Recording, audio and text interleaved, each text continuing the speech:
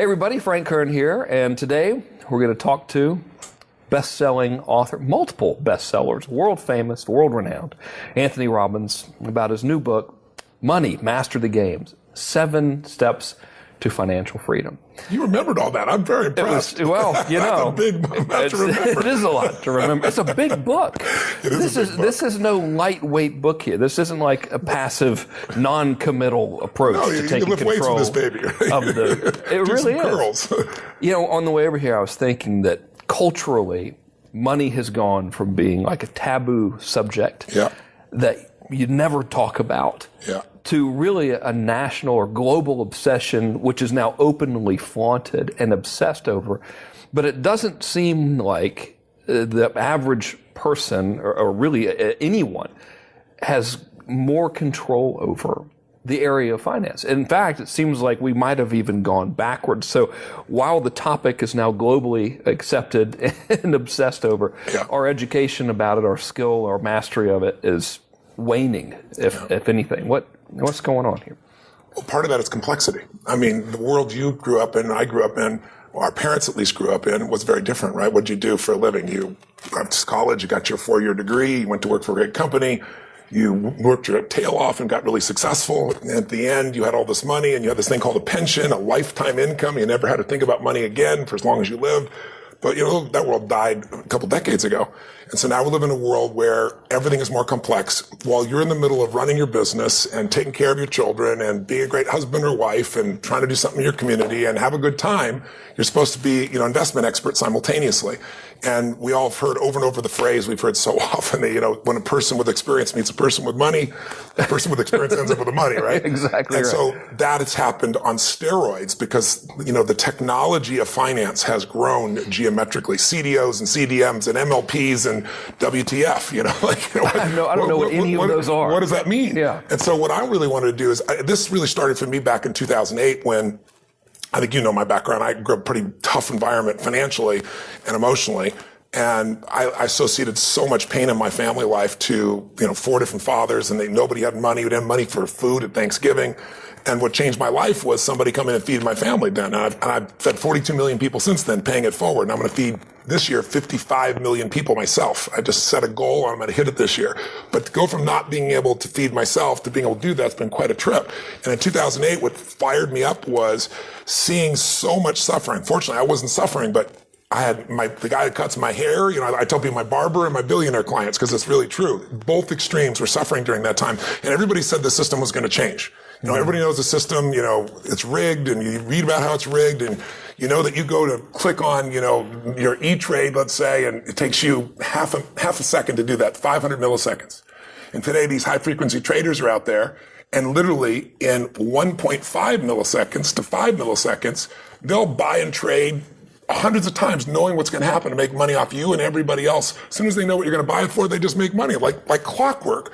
So the system we know is rigged, and all this stuff was supposed to change. And in 2010, nothing had changed. And I watched a documentary that, I don't know if you've seen, but it's called Inside Job. Did you happen to see it? I haven't seen it, no. It's Matt Damon did the voiceover for it, won every kind of award. At the end of this thing, they literally systematically show you how the entire world economy was virtually blown up by a small number of people. And then the punishment we gave them was we put them in charge of the recovery, and we took everybody else's money and made them whole. And at the end of this thing, I was so angry. I think you have 1 or 2 reactions. You're either depressed because you go, there's nothing I can do, I'm angry. And I thought, there's no solution here. And I thought, you know what? You know, the solution, there needs to be answers. And I thought, you know what? I have a privilege. Most people don't know it, but I've been coaching a man named Paul Tudor Jones, who's one of the top 10 financial traders on earth. For now, this will be my 21st year with him. He pays me 7 figures a year to coach him. So he's not looking for inspiration. I figure out what makes him successful. And for 21 straight years here, we've made money every single year. And I'm talking about, I was with him back when the stock market crashed in 2000, with him in the experience of 9/11, with him in the experience of the subprime crisis. Every single year made money. Nobody else in his class talks like that. So it's his skill, and I've been there side by side learning it and using my skills to help. And I thought, I've got access to the best financial people that exist on earth, those unicorns that make money no matter what happens. And I'm going to go figure out what they do. So I set out to interview 50 of the most brilliant financial minds in the world, from self-made billionaires to Nobel Prize guys. And I said, I'm going to simplify it, and I'm going to make this game winnable. And I really can say I've done that. Put it in this 7 simple step process that anybody can do if they're starting late in life, or if they don't have a lot of money, or if they're very successful and they want to take it to a whole nother level. I made this little course in mastery, basically, is what this book is for people. It seems like today, especially, when it comes to money and finance, that people just devour information constantly. Yes. I mean, I was just up in your office. You've got 5 screens going on simultaneously, which is amazing, by the way. And there's different points of view coming across. And it used to be that information was this coveted thing of value. And then it became commoditized as we could just view every bit of information in the world on our telephone. And then it became, I think, really in terms of its relativity to finance, it became a bit of a hindrance because now there's so much coming on that you don't really know where to go. And I think what's really lacking now is insight. Don't give the manual, tell us the button to push. And it sounds like almost what you've created is a tactical, modern version, at least from the background essence of it, of Think and Grow Rich. But this is like Act and Grow Rich. Whereas you are now the modern day Napoleon Hill, where you've gotten to sit with these modern day Carnegies and just extract unbelievable amounts of insight from them. What would you say some of the biggest eye-opening moments were during that process? Well, first of all, I want to comment on what you just said, because you said a lot, and it's really true. The biggest challenge today is not information. We are drowning in information. We're starving for wisdom. And what I wanted to do is you can go on the internet and you can get every point of view, and any person who's anybody will get up there and pound on their chest and attack each other and say, you're wrong, you're wrong. So I'm not interested in talking heads. Even on television, you have these financial entertainers that tell you, save your money and put in this mutual fund, this mythical mutual fund where you make 12% every year, compounded for 20 years. It doesn't even exist. It hasn't for decades. So I wanted to get to the truth. And I figured if you're going to master the game, you got to learn from the masters. And since I could get access to them, and I did it through relationship, and I did it through door opening, I did it by delivering for them, it just evolved. And what did I learn? My God, they all have different approaches, but I'll tell you a few things that they all have in common. And one of them sounds overly simplistic, but most people miss it. Their number one thing that every single one in common, and by the way, but here's what I'm talking about. I'm talking about, I'm sitting with Carl Icahn, who most people have heard of, multi-billionaire with $27 billion. And I'm sitting down with him, and he made $2 billion that day on investment he started 18 months earlier called Netflix, right? He filed a tweet. $2 billion. Yes. He sent out a tweet that jumped Apple's stock value by $19 billion literally in an hour. Maybe it's $17 billion. I'm probably off by 1 or 2. But I mean, numbers that are just extraordinary. This is the level of influence this guy has. And by the way, all these interviews of these people are supposed to be 45 minutes, and you know me well enough to know I go deep. I prepare for 15 hours. And I go to Carl, and Carl's a very passionate guy, and he says, I don't want a video crew. Last minute. He just throws them all out. I'm like, I said, well, at least audio record. No, I don't, because you got 15 minutes. No pressure at all. So that turns into 3 hours, thank God, and we become friends, and it opens doors. So every one of these guys have a different approach. I met Ray Dalio, who most investors have never heard of. High-level investors all know who he is. Everybody knows what a hedge fund is. Big hedge fund, good size one, $15 billion. Ray Dalio is the largest hedge fund in the world, $160 billion. For you to talk to Ray 10 years ago, you had to have a $5 billion net worth, and you had to give him $100 million as your first investment, or you couldn't get in the game. Today, forget it. He doesn't care how much money you have. He invests for governments, China. He invests for the largest pension funds. So I got to sit with him for 3 hours, and I got him to share with me things he's never shared with anybody on earth, all the way down to an actual formula that has been right 85 to 86% of the time, whether you check it 30 years, 40 years, 75 years back. Think about how much up and down the market. Last 10 years, there's been 50% up and 50% downs back in 2000, 2008. Past 10 months.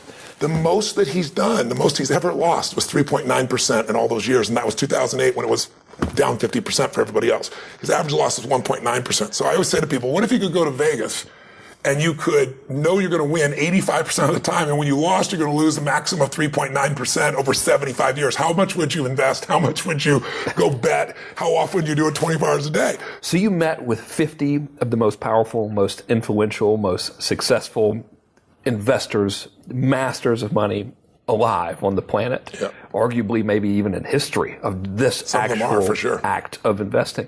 What are the commonalities? Because surely there has to be some kind of a thread that ties them all. There is. And it's interesting. Some of it seems very basic because the difference between information and execution is everything, right? So a lot of people know what to do, but they don't do what they know. These guys are incredible at execution. I'll give you a couple. First one, the most simplest one, they don't lose money. They're obsessed with not losing money. That sounds a lot easier said than done. It is a lot easier said than done, but their obsession is, if you know Warren Buffett has a rule everybody's probably heard. It says, rule number 1 of investing, don't lose money. Rule number 2, see rule number 1, right? Because when you lose in a 2008, 50% of your money, you have to make 100% to get even. And the time it takes to do that is sizable. So these guys are obsessed. I'm not going to lose. They have all these strategies that I teach in the book about how to make sure you don't lose money, which doesn't sound sexy, but it's the difference between having a life where you're totally financially free and can do whatever you want at some stage of your life, or thinking about having to work at 50 or 60 or 70 years old in a place you don't want to be, right? A second one that's more interesting, is most investors, most people are not investors. They never get in the game, right? They think investing's too complex, and it sounds like it, and it is if you let the words get in the way. If you know any field like law or medicine, they all have words that keep you as an outsider, and that's part of what they get paid for, right? But what I try to do is show people it's not that complex. If I show you what these words mean, if you hear the word iatrogenic in the medical field, I told you the Journal of Medical Association says that the 3rd biggest cause of death in the United States last year was iatrogenic causes. You go, what the hell is that, son? I would immediately become paranoid and convinced that I have it somehow. I'm pretty sure this is definitely a form of Ebola. Yeah. And is that a tropical disease? Iatrogenic means physician-induced. The 225,000 people died last year, not because somebody didn't care, but in hospitals and physicians who have been induced. So the smartest people have gotten through that and figured out there's some basic fundamentals. So what do they have in common besides not losing money? Second thing that they really do is they look for something else. Big word, they call it asymmetrical risk reward. Okay, I'm lost. Make it simple. They look for how to take very, very little risk and get huge rewards. The average person refers to rule number 1, really. That little risk goes right back to rule number 1. It does go back to rule number 1. You catch it. Another guy I interviewed is a man named Kyle Bass. Kyle Bass took $30 million, gathered money together, a lot of money, but other people's money, turned into $2 billion in the middle of the subprime crisis. That's a very big return. You can say that in 2 years, right? Oh my God. So I'm like, how did you do this? It's historic. There's several books you read and they open up the chapter in some of the most historic books written recently. The gentleman who wrote Flyboys also wrote one of the books, and he starts out talking about Kyle Bass doing this incredible piece. It's like being there with him. But the way he did it was he risked 6 cents to make $1, and he just leveraged that up. So he could be wrong how many times and still break even? 15, he could be wrong 15 times and make money.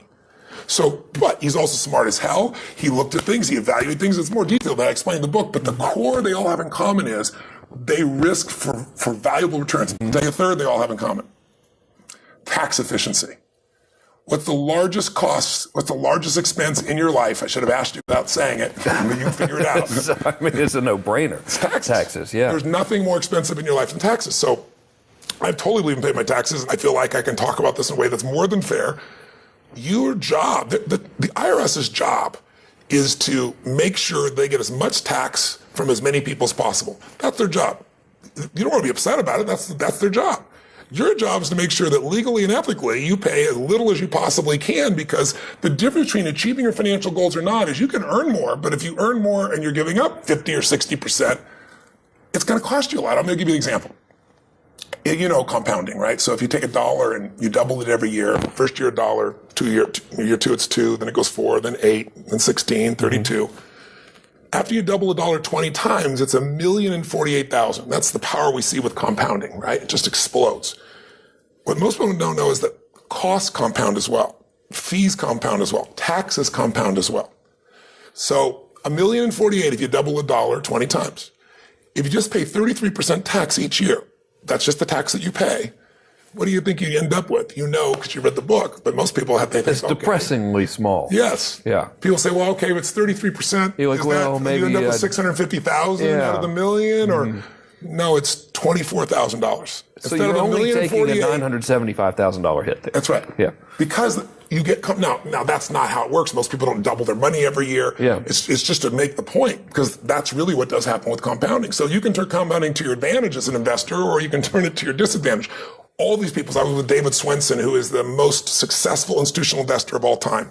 He's the rock star of that area. He's the Warren Buffett of institutional investing for universities. And he runs the Yale's endowment. And this guy's an amazing human being. He's taken them from 1 billion to 24 billion in 2 decades. I mean, and he said to me, he said, Tony, tax efficiency, tax efficiency, tax efficiency. For him, it's built in. He's a university, right? Mm-hmm. So I went and found what are the things wealthy people, the 0.001%, it's not the 1%. They and ultra wealthy people and corporations know how to pay taxes efficiently, how to invest efficiently, so that you get a greater return from a smaller amount of money. They all have that in common. And then one more thing is they all know they're going to be wrong. Everyone. When I met Ray Dalio, he's made a 21% return for, I think it's now 23 consecutive years. 21%. And he says to me, Tony, the one thing I know for sure is I'm going to be wrong. I'm like, wow, for Ray Dalio, I watch these guys on the internet, they're never wrong. They're never, ever wrong. The guys on TV, they're never wrong. You know, everybody else, I know the answer. And here's Ray Dalio, the Steve Jobs of investing, saying, I know I'm going to be wrong, so I build a system in place. That's why he gets that 85% return. So no matter what happens in the environment, even though I think how it's going to be, I'm wrong and I still make money. And in the book, one of the things I'm most proud of is I'm sitting here with Ray, 3 hours into the conversation. Turns out he was a fan of my work for 20 years, which was really, really helpful. I've spent 15, 18 hours getting prepared for this so I can pitch and catch with him and go deep. And at the end of it, he's made it really clear that anyone can really win today. But you're not going to win by going to your traditional financial planner. You're not going to win by going to a wealth manager or broker. And he says it flat out. He goes, this is the biggest poker game on earth. And he said there's only a few guys that make money. And unfortunately, you don't have access to 99.999% of the planet. He said, but you can win if you develop what he calls a passive approach, where once a year you put together a formula or a system that will do well no matter what the environment is. And so he's very famous for generating this thing called an all-weather fund. And the all-weather fund is, he made all this money and continues to, and he said, but what if I pass away? I got 1,500 full-time people battling it out to find the best strategy that I implement. If I wasn't here, how would my family be supported? If I wasn't here, how would all my philanthropic efforts continue? And so he started looking at all these ideas that people tell you if you're going to invest and you got your 401k and you're getting older, let's do a balanced portfolio. Let's put half in stocks and half in bonds. And he said, well, that's supposed to protect you. But what happened in 2008? They all went down. And, you know, he can go through decade after decade where this happens. And so he said he figured out that there's a different way of doing asset allocation or deciding whether you have $1,000, $100, $100,000, $1 million. There's a division of where that money should go for you to truly be protected and do well. And he's done this for, all his money's in it, all the money for his foundation and for his family's in it. And it doesn't require someone to be constantly doing something. But again, you've got $5 billion, you can get that answer, right? So I can't even anymore. He won't take new customers on. So I said to him at the end, he explained the whole thing to me. I explained it in the book.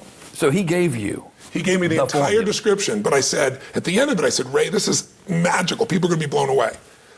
But the final detail that makes all the difference is the secret sauce, which is exactly what percent in this bucket of investments, what percent here. That's like Coke's secret sauce. I said, without the secret sauce, it'll help people. But it's not going to make them have the greatest return possible. It's like the engine without the gasoline. Yeah, and he said, well, Tony goes, I can't give you that. That's my secret sauce and $5 billion. I said, yeah, but you haven't taken a new client for a decade. And I said, you're giving away half your wealth anyway. He's got 14 billion. He's giving half of it away. I said, help the little guy out. Help the average guy out. Come on. And I started teasing him, cajoling him. And then he said, well, it's kind of complex. And I said, well, give me the simple version. He goes, well, I use leverage. I said, give me one without leverage that an average person could do. And as it's happening, I feel the excitement in my body going, I can't believe he's sharing this with me. It's incredibly generous of him, to say the least. And then I went to a group of financial professionals who went and did the testing on it, and they tested it the last 30 years, because it's been one of the most volatile times, 40 years, and it said 75 years, 85 to 86% success every single time in that period. As I told you, most money ever lost was 3.9, average loss 1.9%. It dwarfs anything you've seen. So you could get a bigger return with bigger risks, but that's on paper. Yeah. This is, and another way, everybody says, past results don't guarantee future results. Legally, everybody says that. I'd say that. But this guy's designed something designed for any marketplace. It's like any season that's going to affect you, he's done it. And so a bunch of my friends said, turn this into a business. Like, don't put this in the book. You can't let somebody go get a book for, $28, $25 and do this. And I said, the spirit was offered was for everybody to get it. So it's in the book. And if somebody wants somebody to implement it for it, there's a team of people that'll do it, but you can do it yourself. So you're with Ray Dalio. Yes. Steve Jobs of investing. Yes. Arguably one of the greatest in history. Yes. And he discloses the formula. Yes. Were you ever thinking, okay, this, surely there has to be more to it than this? Like, how did you verify the efficiency of it? Well, I went back and I worked with a couple of different groups. Hightower was one of the groups. They're one of the largest registered investment advisors in the world. There's another group called GemStep, and I just had different groups go test it because I would have multiple examples there. And they all came back with the same result. I mean, the rule is the rule. It works the way it works. And the most amazing thing, though, is that... Well, how did they test it? Because, see, my brain would say, well, this, of course it works for him. He's got the magic power, right? Because I think we all sort of default to that. Well, of course you can do it because you're you, but I'm just a normal guy. No, the magic power is figuring it out. Knowing the exact percentages is what he knows, and he revealed it. I mean, he just shared it. I mean, it's incredibly generous. I mean, obviously, and some people around him weren't terribly excited about it afterwards, but he stuck to it, which is quite amazing. And he could have overruled it and said, I don't want this going out, but he wants the average investor to be able to have an opportunity, and he knows they're not going to get it from the average person they're going to go. Even somebody with good intentions who's really there. He said, your financial advisor, he said, might be sincere, they might be caring, they might be honest, they might really care about you. They might invest their own money the same way they're telling you. He said, but how many gold medals have they won? Mm-hmm. They can still be wrong. And he said, I'm going to be wrong at times, but he said, I win gold medals. And he said, and so he figured that formula out. He laid it out. And then he's not the end all be all. There are many. This book, I've got 50 people sharing with you their best formulas. The question I asked them all was, if you couldn't pass on any of your money to your children, only a set of strategies or a portfolio or an investment insights, what would it be? What would you do? And so I have them from all these different people in the book as well. There's never been a book in history. It's very much like Think and Grow Rich, where, as you said, Napoleon Hill went in and interviewed all the most successful people in the world. And he was looking to find out what was it. It was their desire. It was their hunger. It was their mastermind. It was transmuting sexual energy, if you know the book and how he describes all these principles.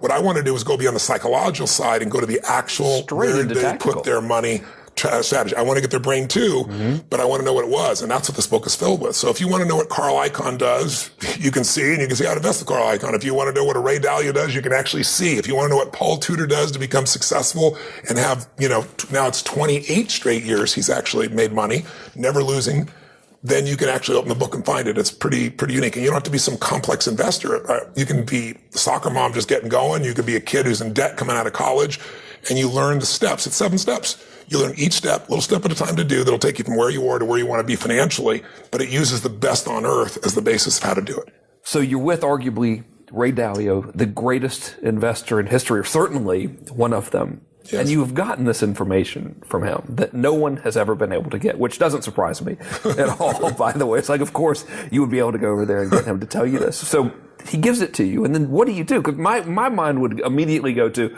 well, he's given me this information, but of course he can do it because it's him. He is like Superman of this, but how did you, I don't want to use the word verify because it would be doubting this person's ability, but how did you reassure that the average person could apply this and have success? Well, I went to several different financial institutions and said, please take this formula and apply it back 30 years, 40 years, 75 years, and let's see how it did. What's that mean, though? That means they go back and every year there's a return on each of these assets, the bonds, stocks, et cetera, commodities, and they know exactly what it is historically. So they say, if I had this percentage of this percentage of that, what was my return? Did I lose money? Did I make money? He did, according to this formula, for the past 75 years? 75 years. And what happened? It's unbelievable. The overall average over 75 years is just under 10% return, so beating the market. And an interesting part of it, though, was you didn't have the volatility because he didn't lose money. So 85% of the year, 85 to 86% of the time, depending upon what time period, but with only a 1% difference, it was successful and made money. By the way, in the 15% where it wasn't, sometimes it lost money 0.003%, which means you really broke even. But we call it losing money because it didn't make money, right? So, what was the worst? The worst was minus 3.95, which means less than 4%. And that was 2008 when from top to bottom the market lost 51%. He still beat the market. It destroyed the market. He did way better than the market. So, and that was the worst year. The average loss was 1.9%. So, I mean, that's what I try to say to someone. I was mentioning to you, if you go to Vegas and someone said, go play blackjack, go play whatever you want to play, and you're going to be absolutely guaranteed to succeed 85% of the time over the last 75 years. There's no guarantee the future will be the same as the past, but if the only time you're going to lose 1.9%, I think you'd probably gamble relatively. So this is not a gamble. I don't tell people put all your money here. I show people there are many strategies. This is just one that's mind-boggling in how it's performed over such a long period of time. So, today, you mentioned it earlier, today you really cannot turn on the news or browse the internet and not see either an ad about how everything's horrible, hear a story about how everything is horrible, or hear someone complaining about how everything is just terrible from a financial perspective, from an investment perspective. And I think there's a tremendous amount of fear in the world. And I think this is for a good reason. I don't think it's foolish fear. I think it's either manufactured by media or reactionary fear to recent events. So with that said, and knowing that so many of us have just been clobbered over the past 5 or 6 years from a financial standpoint, whether it's seeing 401ks dissolve or jobs go away or anything. How does someone have the confidence, and what would like a first step be for someone saying, you know what, I've had enough. This is the end. Today's the day. I'm going to turn it around and take control. Where do they begin? You got to decide whether you're going to accept it as it is. And if you do that, your fate's sealed. Or if you want to still win. Because in spite of everything you've heard, the game is totally winnable. And the guys that know how to win are the ones I went and interviewed. And I got a 7-step plan from them, one step at a time, that you could do starting from nothing and get where you really want to go. But you also have to remember, when you look at the news is not designed to inform. The news is designed to startle. That's how you sell something for the news, right? I got to get your attention. And there's so many things in your pocket around you getting your attention. So Ebola, 32,000 people die every year of the flu. One person has got Ebola. Oh my God, we're all going to die of Ebola. And the news jumps on it 24/7. So you have to be able to separate yourself. And the way you separate yourself is you start to feed your own mind. Because if you don't, weeds are automatic, right? My teacher, Jim Rohn, used to teach me that. So what I started doing is saying, I need to get around the people that are succeeding and find out what they think. Are they freaked out, or do they see opportunity? And some of the investors one of them passed away a few years ago that I interviewed for this book. One of them is a man named Sir John Templeton, and he made all his money at times he called maximum pessimism, and we're far from that. Maximum pessimism is World War II when, Hitler invades Poland and everybody thinks the world's over. That's when he made his most money. When Japan was hit with, nuclear bombs, that's when he made his most money right afterwards, because people think bad things are going to go on forever, and they think good things are going to go on forever. Wherever they are, that's where they think life's going to be. So the answer to your question is, you got to get in the game. And I was talking to a friend of mine who also works in one of my companies just the other day, and he was telling me something very similar to what you said. He said, look, I consider myself to be passionate about investing because I'm committed to getting my family to be financially free. But in 2008, I got clobbered. I lost almost half of all my assets. He said it just nailed me. And now he said, I've missed the last 5-year bull market. When everybody's talking about how bad it is, the market has been going straight up like this. Now, a big part of that's been manipulated by the Fed, but without even knowing that, he missed out on some of the biggest growth of his life because he didn't know what to do. So here's what I told him. What if there was a way, because ultra-wealthy people have this, and I explain it in the book, where you could have been in the stock market, but you would have been guaranteed not to lose a dime, and you would get most of the upside, not all. Some cases 80%, some cases 90%. Would you have been in? He said, of course. Well, I said, that's how wealthy people invest. That's that part I talked to you about of take the least amount of risk for the greatest possible reward. Mm-hmm. And there are tools like that that are available. But I think really what people have to first do is to figure out how they can win. And what I do in the book is I say, let's take it a step at a time. And the first step is you got to get in the game. You got to understand how to tap the power of compounding, as simple as that is. And most people have heard about it. They know it. But tell me, what did you experience when you started to read about that? I wish you hadn't asked me the video. I'm embarrassed to tell you. I'm 42 years old. I've had a great career. Still made a lot of money.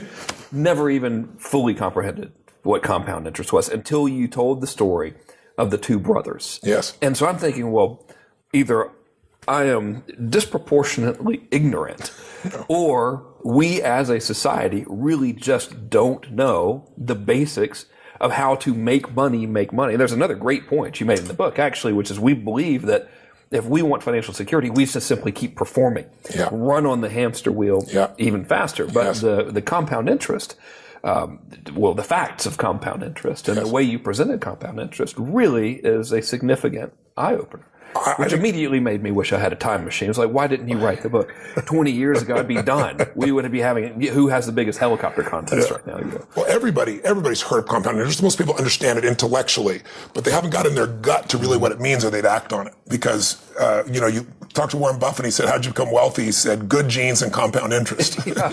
That's it. It's like time and compounding. Most people think a delusion. And a lot of clients and your industry and my industry as well have done it. They're like, how can I get rich overnight? How can I go make this big hit? And if you look historically at the people that made the most income, most of them, not all, but most of them don't hang on to it.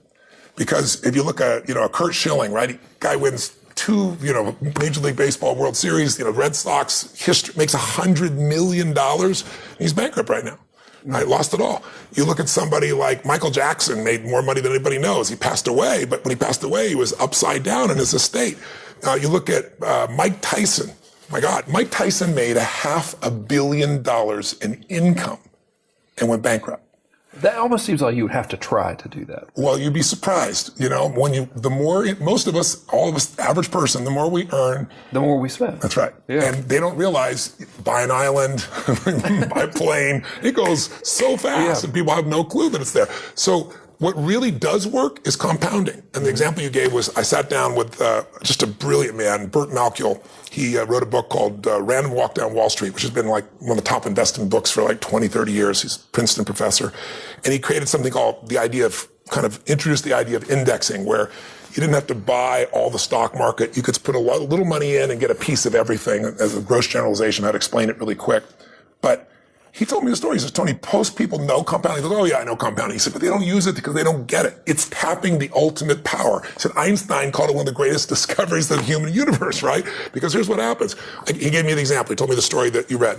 It's the story of 2 brothers. He said, one brother starts at 20 years old, and he puts aside $4,000 a year. That's it.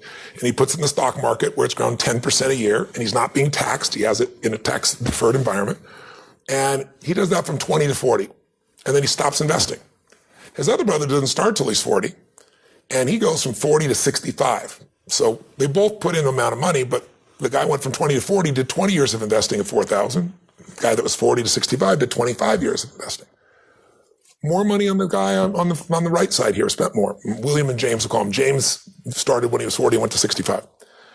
At the end of their 65, when they both hit 65 and it's time, let's say, to start tapping into the income of this, one man who started earlier and put less money in, right, William, he's got $2 million available, 2.5 to be exact, and his brother's got less than 500,000. That's amazing. A $2 million difference. And it's simple math. It's simple math. What did Einstein call it? The single greatest discovery of mankind? One of the greatest discoveries. But as a society, we've trivialized it. It's like, oh, no, that's just for old people or something who have gazillions of dollars. We need to try to find the hottest tech stock to sink all of our money into and do this. And maybe sort of use the right combination of affirmations and visualization to make the stock go up or something. But it's phenomenal. It's truly phenomenal. I mean, he gave another example to me was Ben Franklin. Ben Franklin in 1790, I think it was when he passed away in the late 1770s, he left to $1,000. That's it, just $1,000 to his 2 favorite cities, Philadelphia and Boston. But he had instructions in his will that the money would be left in the market and would grow, and it couldn't be touched for 100 years. At that point, they could take out half of it and then leave it in for another 100 years, whatever the difference was. The $1,000 grew. They took out half, $500,000, 100 years into it, both of them, which was a nice size return for a $1,000 investment. But in 200 years, it was worth $6.5 million for each city. I mean, $1,000. $1,000. Growing over that time period. So it's a 3,000% return. So it's amazing. You can have almost no money, and if you give it a little time and you invest it in the right balance, we don't lose it. Remember, we talked about that. The kinds of returns that people can get is just astronomical. You could go out, people say, I don't know what I'm going to do, but I don't have the money to invest. And I said to people, I said, give up one of your nights out that you're going to go to dinner and have a pizza instead and save $40 this week. Do that 4 times a month. $40 a week, $2,000 a year. Grow that at 8%. Do it over 40 years, and you got $500,000. I mean, that's serious business. For the average person, that's a number that would be amazing for them. Considering 1 out of 3 baby boomers has $1,000. That's what their total savings is today. 1 out of 3 baby boomers. That's very scary. It's mind-bogglingly scary. 77% of our society, almost 80%, 77%, says they have major financial stress, and less than 40% have any kind of a financial plan. It's mind-boggling. So this is an area that nobody wants to look at because we think it's too complex. And it's made complex by jargon and by language. And what I've really tried to do is just cut through all that and say, let me just show you, it's really not that hard.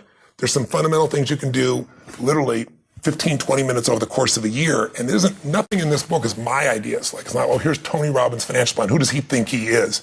Well, for 21 years, I've coached one of the top financial traders literally in existence who's not lost money in those entire years. B, I've got access to everybody. But C, I didn't put what I thought. Emotionally, like what to do psychologically, that's my skill set for, 36 years. But what to do financially, none of it is from me. It's all from the best on earth. I just made it simple enough for you to actually follow through and take action on it. All right, so step one, if I'm interpreting you right, is accurate thinking. Well, really, step one is stop being a consumer and become an investor, and that you don't need a lot of money to invest. That what you really have to do is decide on a percentage of the money you have that you're going to invest. And for a lot of people, they say, Tony, I can't do that. I can't put aside 10%. I can't put aside 15%. If you don't, what's ahead of you, a lot of years ahead of you, is going to be so painful. You don't want to be in that place. But better yet, why not create great quality of life now? I met with Shlomo Bernatzi and Richard Thayer as his partner, who's a Nobel Prize winner. And they came up with the coolest system because they're behavioral economic guys. You go, oh my God, what the hell is that? They study how our natural behavior screws us up financially and how to avoid it, how to get ourselves out of that trap. And one of the things they came up with is people say, I have no money to invest. I can't. I'm spending every dollar, which most people are. And they said, how about we do this? He said, we have this mindset in our mind that we're going to do things in the future differently than we do today. We feel good about it. If I asked you, do you want next week, we're going to have a meeting, we're going to have a party. Do you want to have chocolate or do you want to have, some really good healthy food? You might say really healthy food until we get there 2 weeks from now and you change your point of view when you see the chocolate. So what he did was he came up with a strategy called save more for tomorrow. Here's what it is. Let's say you're only going to save 3%, 4%, 5% today. But you make a deal at your company that every time you get a raise, that 3% of that raise of your money is going to go into what we call your freedom fund. This area where you're going to make investments and eventually grow to a point where you are financially free, where you don't have to work another day of your life because your investments provide an income that replaces the income that you used to get from working. And I show people exactly how to do that. But what's cool is they did this with a group of blue-collar workers. And in 12 years, these are guys that normally don't make much money at all. Most of them started with 3 or 5% savings. They were saving by the end of this thing 16%. Now, when you start saving 16%, it starts compounding. That's serious. You get totally financially set. I mean, you get where you'll have lifelong financial stability, financial freedom, and we show you how to do it. And it's all automated, so you don't think about it. The best way to make sure that you invest is pick a percentage and automate it so you never see it. It goes into your freedom fund, and then later in the book we show you how do you decide where that money goes so that you can build enough money that you stop making the worst trade of your life. Let me tell you what that trade is. Trading time for money. Mm-hmm. Most people don't think of themselves as a financial trader, but they are. They're trading time for money. You want to trade instead money for money. You want money to become your slave. You want money while you sleep to go to work for you.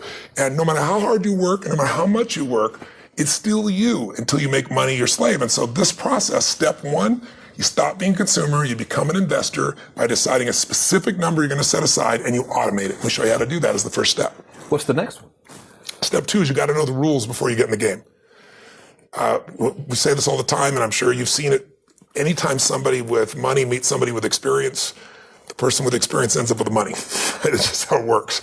So I teach people 9 financial lies that have been marketed that systematically rob you of your economic well-being. And so it's like, if you're going to get in the game, you got to know what the insiders know. That is a really heavy statement. 9 financial lies that systematically rob you. There was 9 lies that systematically rob you of your financial well-being. That's worth probing a little bit if it's okay. Go for it. Yeah. What are they? Because now I'm like, I've got to know what this is. That's a big deal. Well, I'll give you a sample. Where do most people, the average person, they work their tail off. They have some money maybe in a 401k. Mm-hmm. Where do I put that money? I don't know. What do you think? Let's find a 5-star, Morningstar, maybe. What do you think? What should we do? There's no understanding whatsoever what it means. And because of that, you also don't understand the fees involved. And you might say, I'm getting paid 1%. There's 1% fees. That's what somebody will advertise or tell you. But they don't know there are 17 other fees that have different names that you have to be able to read a 52-page prospectus and understand. There's a man named Hilton Smith, this guy's got a degree in economics. And here's a guy, you talk to him and he'll tell you he had, I don't know, I think he had 5 or 6 different mutual funds with all these different, agreements. And so this guy's got a degree in economics, and it took him 2 weeks of reading, digging, trying to figure out what these words meant to find out that in fees alone, this is somebody that's making, at this time, I think he said the average person who makes $30,000 a year, and most of your listeners and viewers are way beyond that. They're giving up $150,000 in fees just over the life of their investment. Somebody in your category, it's more like $500,000 to $1 million in fees, because the difference between a 1% fee, a 2%, a 3% fee sounds like nothing.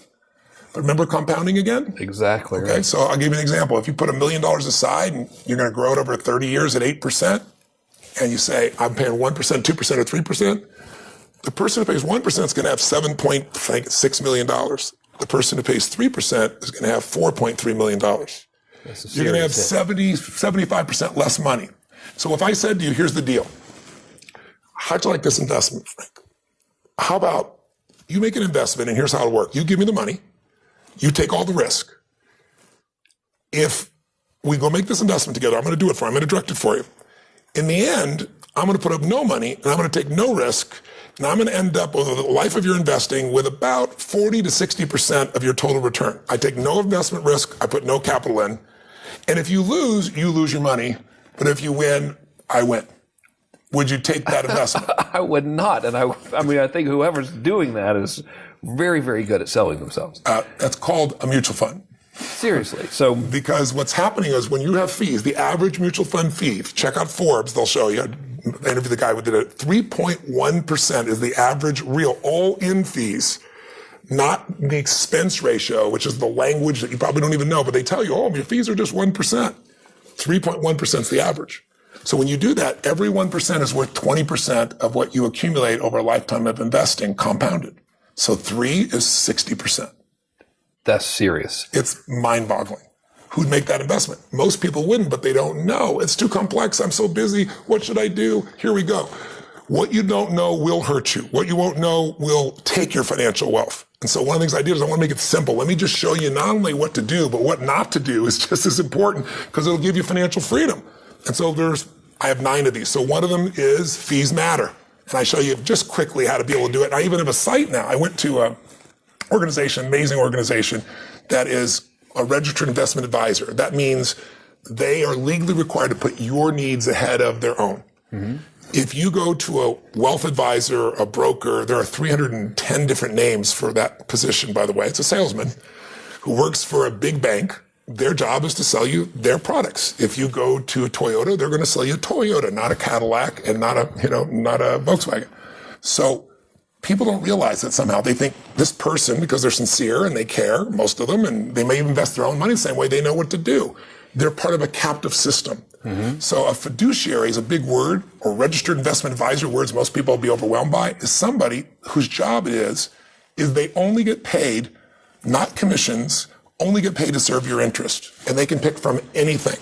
So I went to one of the largest registered investment advisors in the world, a group called Hightower. They have $30 billion in assets, but they only serve, the wealthiest people in the world.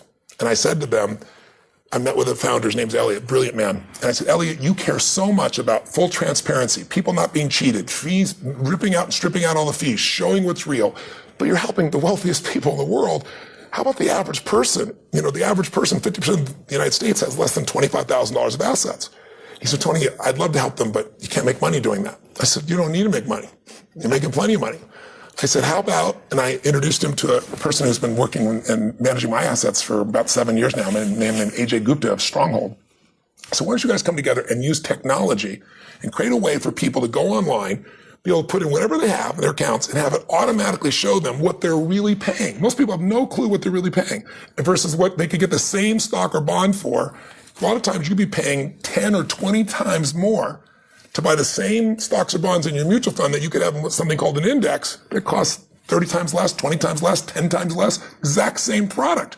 But you'll know that the minute you click the button. I want them to know. I said, why don't you design it so they can immediately see how much exposure they have? What's the volatility? How about you make it so you can compare it to other choices? What's their real return for their investments? Most people have no clue. Show it to them in seconds and do it for free. He said, well, how do I make money? I said, some of the wealthier ones will become clients of yours. The ones that aren't, you show them how to do it, and hopefully they'll grow and become clients.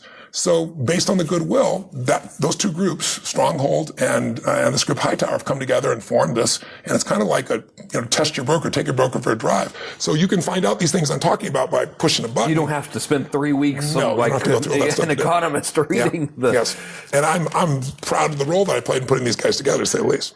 That's incredible. And the tool is readily available online now for everyone who has the book. That's outstanding. Dude, this is horrible because I'm hearing you, and I have been ignorantly happy with what's going on with my financial situation. Well, you know what's interesting? You're one of those people. You found a way to add so much value to people's lives. You've earned enormous amounts of money. But as you well know, then there are tough financial times. And it may not even be your business. It might be your personal life. It might be, something that happens for somebody you care about, you need money for. And if you don't have a system, I call it a money machine. If you aren't building a money machine that makes money while you sleep, you've done that with business to some extent. But how'd you like to have a business with no employees, no overhead, right? You don't have to worry about any of that stuff. That's what this money machine is. But you got to get in the game. But you can't get in the game first. You got to get started. You got to decide you're going to be the investor. Then you got to understand the rules of the game. Now you get in the game so you can start to begin to win. During this whole conversation, so I've started out in 1999. I had $10,000 and I gave it to a friend of mine who was a year behind me in high school. And I was, 27 or something. And he's like, Kern, baby, I'm a stockbroker now. Give me some money. And I'm like, I've got extra $10,000 here. Take it. Puts me in a mutual fund, 90% lost. So, which was normal. He was like, yeah, well, that kind of is expected. I'm like, great, this is wonderful. So then never invested again up until maybe 10 years ago. And my mother is someone. And so I just use who she used because we didn't lose all the money. That was the criteria, is I can take some money and put it in whatever, give it to this person, and my tax benefits are slightly better, and she won't lose it. And she didn't lose it, which is great. So we've made probably, $75, $80 on the investment over time. And so this whole time I've thought, well, you must be magic in order to actually find success at this. And I'm thinking that my belief system has been ignorant at best, based on absolutely you've been based on it. It's been based on your real experience. But one of my first investments, I lived in Marina Del Rey. I'll never forget. Young guy, just getting going, and this beautiful blonde woman pulls up in a brand new Rolls Royce in Marina Del Rey, and she's getting all this cleaning. And I said, "Can I ask you a question?" I said, "What do you and your husband do for a living?" I'm obviously asking for two reasons as a single male at that time, right? She goes, "My husband and I, we have this company," and she told me what the company was, and we're a penny stock. And I went home and put all my money in penny stock, and I understand she had the Rolls Royce and why I didn't. Right? Yeah, she was a great marketer. No, most people don't make money investments. It's like I tell people, I say, I'm not stupid. Most people are not physically fit and strong and healthy. Most people don't have a passionate relationship that 10 years later is still alive and loving and passionate. Most people are not really happy and out of their mind with their job. Most people don't make money in their business. 96% fail in a 10-year period. Most people don't do well investing. Most people don't, but I'm interested in the few that do. And I'm interested in knowing what they do, and I'm obsessed. I'm a hunter of human excellence, and I've spent a 4-year hunt to find the very best people on earth and say, what do you do? And now, how do I get that to be something that an average person can do? How do I make sure they get access to those things? So it isn't just something rich people you read about do. I could do this with $100, $1,000, $10,000, whatever the case may be. I have a woman that works with me that has sailed around the world twice, and around Cape of Africa. Some brutal things. She is one bright, strong, incredible lady. But she's a disaster in finances till she was working with me on this book. I had her be my reader. I said, read this. I want to see if you get this. And I was bouncing off of her. But in the first 5 chapters of the book, we're reading it, she had a brand new car. And like, what the hell happened? She goes, I did all my expenses. I figured out what I'm spending here. I could have a better car based on this interest rate. And I still have more money to invest. And I've watched her life change. She's got a plan now. She's 43 years old. She'll be completely financially set in the next 10 years, 9.5 years. She's got the plan laid out, knows what to do. She's always been a smart woman. But who's going to coach you to do this? who's going to open the door? You're not going to see Ray Dalio. You're not going to meet the few guys that beat the market. I mean, here's one for you. Another lie. 96% of mutual funds, 96% don't match the market, meaning they're not the same as if you just bought what's called an index. An index is just a piece of all the biggest companies, for example, in the S&P, the Standard & Poor's. You don't have to spend any money to buy that index, like 0.20%, not 3%. And you get the same companies, Apple, all these great companies.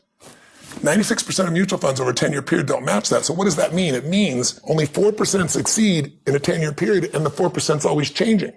So let me help this for anybody listening. So they go, oh, it's math. No, what do you mean?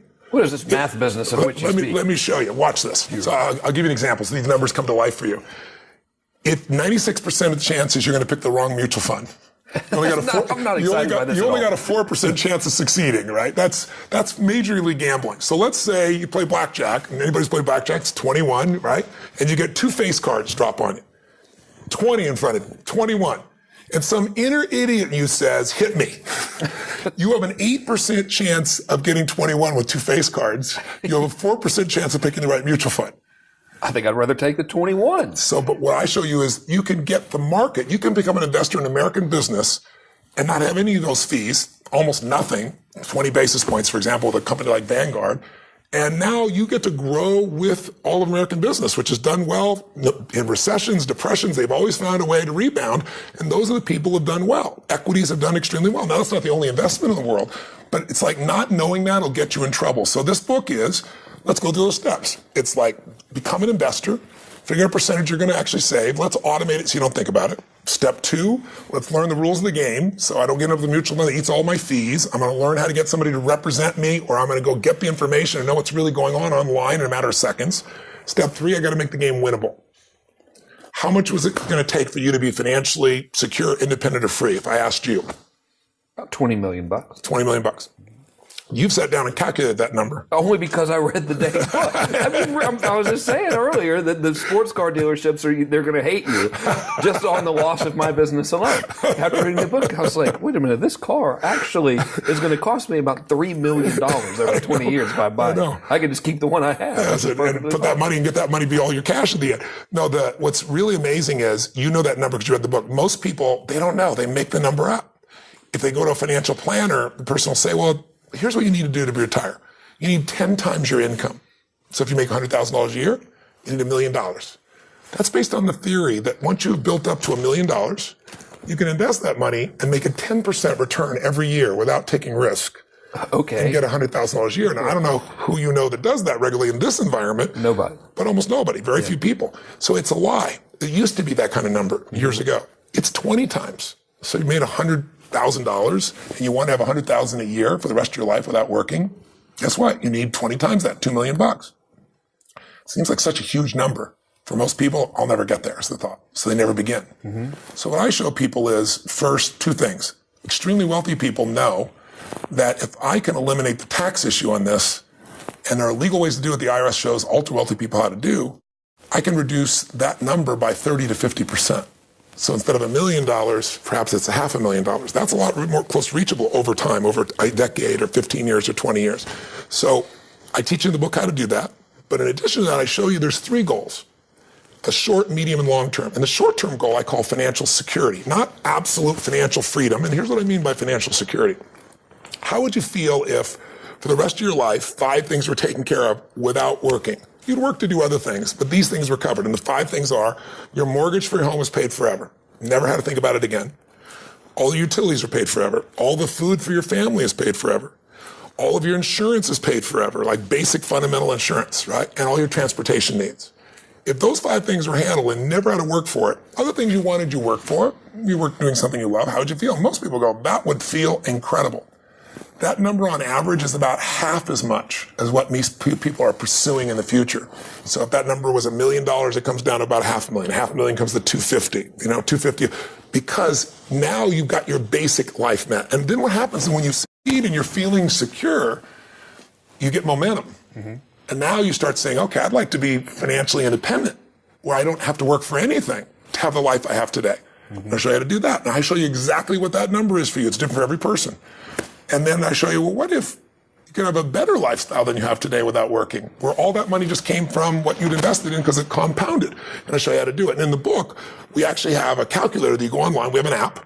And you put in what your numbers are and you can test it. What if I save 5%, 10%, 15%? What if I earn this? And it shows you over time, this is what it's worth to you at different rates of return. So you can say, here's my plan. I'm going to do this and this and this conservatively. This is what I'll do in the middle end. Here's what I might do aggressively. So you can actually finally really know what it takes to be financially secure, independent, and free. And you totally demystify it, which is great. Completely out. One of the biggest things that I think really deserves careful attention are these fees. Yes. So because of the 3%, that means you have to make 3% just to break even. And what now, when the folks you were talking about and that you have interviewed, these 50 masters, when they talk about, surely they talk about kind of an average return. Yes. Can you share that number? Well, it depends on who it is. They all have radically different returns. But I'll tell you, if you can be in a position where you make 8 to 10%, but you do it efficiently. So I'll give you an example. Let's say today someone makes a 6% return. And that's not uncommon. We had an explosive year in the stock market, just recently. But overall, 6 to 8% is a range that most people count on. The market over the last 20 years has averaged about 9%. The average investor who's in mutual funds has averaged 2.5%. That's according to Dalbar, one of the biggest research companies that's out there. So you're already a basis point or so behind, or 10 basis points behind. More than basis points. I'm talking about percentages. Let me give you an example. Let's say you made 6% and you're paying 3.1% in fees. You have 2.9% left. If you're investing in a mutual fund, they tell you buy and hold. They don't buy and hold. They constantly trade. Because they constantly trade and don't hold those assets long, you don't get an investment tax rate.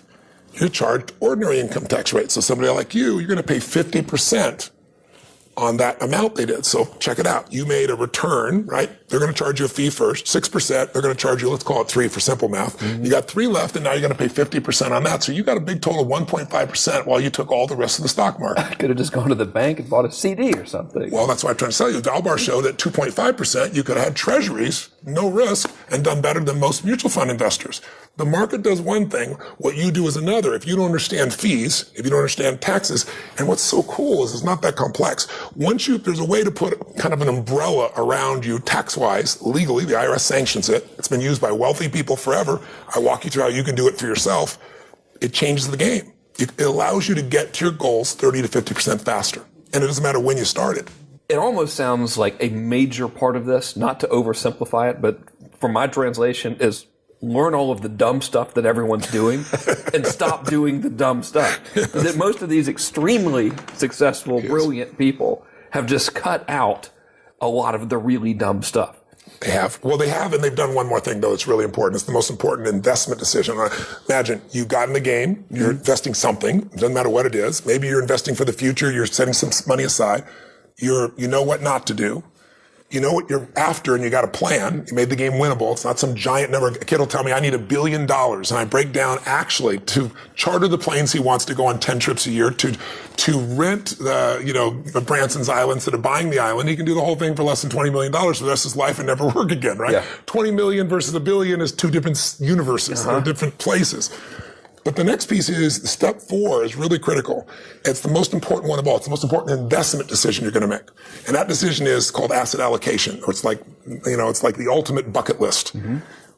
It's the money you put, what proportions you put, the strategy you use. I'm going to put so much in stock, so much in bonds, so much in whatever the case may be, at different assets. That's what you live and die by. In fact, David Swensen, who's the most successful institutional investor of all time from Yale, $1 billion to $24 billion in growth in 2 decades. Mind-boggling. Worth paying attention to. He said to me directly, he said, Tony, all your returns come from asset allocation. More important than buying Apple, more important than buying any stock, you're going to be wrong on some stock. You're going to be wrong on some bond. You're going to be wrong on some real estate investment. It's having the right breakup. And the guys that are the best in the world have figured out the right balance, like Ray Dalio, like David Swensen.